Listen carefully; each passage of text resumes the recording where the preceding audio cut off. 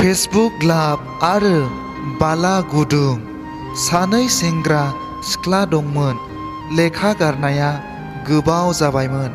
मावनाय दांनायाव गोसो गैया। उदां उदां बेरायबायनाय बिसोरनि खामानिया। दुनथ्राय मबाइल गंसे मोनबाय। लोगोफोरनो फेसबुक एकाउन्ट खुलिहोबाय। सिख्लायाबो गांलाब गांसे डिमान्ड होबाय। फेसबुक एकाउन्टबो खुलिना लाबाय। फेसबुक गेलेयै लोगो मोनबाय सानसे। सेंग्राया मेसेन्जाराव I love you लिरबाय खनसे आरो बुंनांगौ जेबो गैलिया। सान हर मबाइल रायज्लायनाय आन्थोर जालिया। बेसेथो मबाइलजों रायज्लायबाय थानो। गोसो जाबाय सैमा अरलायहोनो। बारा गोबाव नेनो हालिया। देग्लाय मागोआवनो जागोन जुलिया। गोदान समावथ' मिनि हाला हाला। हाजेव हाराव जिगाला। समा थांदों खोन्दो मावनो दांनो रां खामायनो गोसो होबोआसै। सिगाङावनो बाला गुदुङाव आगान होनायखौ दासो मोनदांबाय। दाना बिसि फिसायजों बुदुं बादां बारा जाबाय। सानसे हौवाया हिनजावखौ बुंबाय, सेंग्रा समाव जाबोबाय बेराय हाल खदाल दैनो सोलोंबोआसै। लेखा फरायावबो गोसो होबोआसै।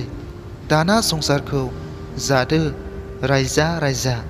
ओंखाम थोरसि खुरैयाव बानलु संख्रि गोजा। हिनजावाबो हौवाखौ बुंबाय, आइ आफानि न'आव जाबोबाय खेंखाय। संनो खावनो मावनो दांनो गोसो होबोआसै। देलायनाय बेरायनायजोंनो दिना थांसै। नोंजों फैना मोनबाय सिन्दुर गोजा। बिहाव बिखुनजोजों दिन्थिजाबाय मेगन गोजा। संसार जानाय बाला गुदुं गानाय दासो बुजिबाय। गिनाय मोनबाय सायाखौ गिनानै बहा खारखोमाना गनो। बेखायनो सानैबो जानजि खाफ्राबाय गोरानो आरो खावलायबाय लाइमोन सेंग्रा सिख्लाफोरखौ, मोजाङै सोलोंना लाखा मावनांगौखौ। फेसबुक गेलेना जों बायदि दाजा। नङाब्ला मोनगोन सहायख'हायै साजा।